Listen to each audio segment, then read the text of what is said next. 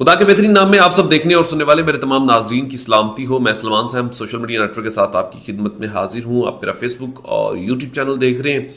آج آپ کو پاکستان کے ایک ایسے گاؤں کے بارے میں بتانے جا رہا ہوں جس کے بارے میں آپ جان کر کافی خوشی محسوس کریں گے.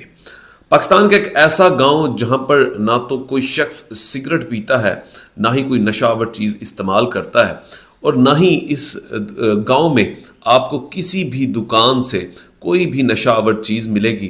خاص طور پر نسوار، پان اور بیڑا وغیرہ جیسی کوئی بھی نشہ آور چیز جو ہے وہ آپ کو اس گاؤں سے نہیں ملے گی.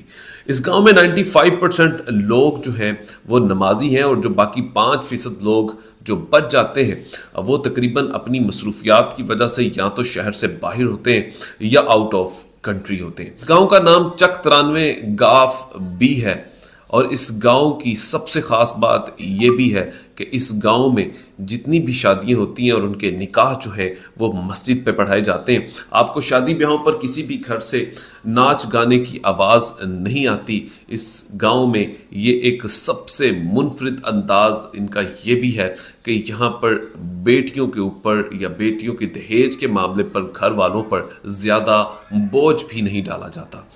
اس گاؤں کی صفائی ستھرائی کا عمل پورا گاؤں اس کا خاص خیال رکھتا ہے، اور آنے والے مہمانوں کے لیے جو سب سے زیادہ اہتمام یہ کیا جاتا ہے کہ پورا گاؤں ان مہمانوں کی مہمان نوازی کرتا ہے اور انہیں بھی نماز کا پابند کرتا ہے. اور کہا جاتا ہے کہ 1902 میں جب یہ گاؤں آباد ہوا تو اس گاؤں میں جو آنے والے کچھ بزرگ تھے، یہ انہی کی تربیت کا سلسلہ آج تک چلتا آ رہا ہے، اور انہی کی ان کی جو روایات جو قائم کی گئی تھی نماز کے حوالے سے جو ہے وہ آج تک چلتا آ رہا ہے. کوئی کسی کے ساتھ لڑائی نہیں کرتا. اگر کوئی مسئلہ ہو بھی جائے تو صلح صفائی کے لیے پورا گاؤں جو ایک پنچایت کا سسٹم ہے اس کو بنایا گیا ہے، اور اس کو مسجد میں بیٹھ کر تمام معاملات کو حل کیا جاتا ہے. جو سب سے خاص بات یہ ہے کہ یہاں کی تمام قبریں جو ہیں وہ یکساں ہیں، وہ مٹی کی بنی ہوئی ہیں. یہاں پر ہر خاص اور عام جو ہے وہ ایک ہی طرح کی قبر میں ان کو دفن کیا گیا ہے. اچھا، یہاں کی اور ایک خاص بات یہ بھی ہے کہ کوئی شخص یا کوئی گھر کسی کی بات نہ مانے یا پنچایت کی بات نہ مانے اور وہ اپنی مرضی کرے تو پورا گاؤں ان کے ساتھ ملنا بولنا چھوڑ دیتا ہے.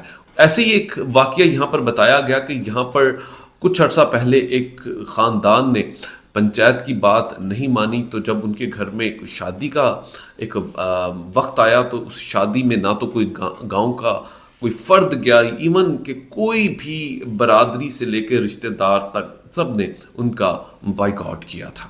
کہ اس گاؤں کی کامیابی کی سب سے بڑی وجہ یہی ہے کہ تمام لوگ یہاں پر اتفاق سے رہتے ہیں اور ایک دوسرے کی عزت نفس کا خیال رکھتے ہیں. اپنا خیال رکھیے گا. اپنے اس چینل کا بھی. خدا حافظ.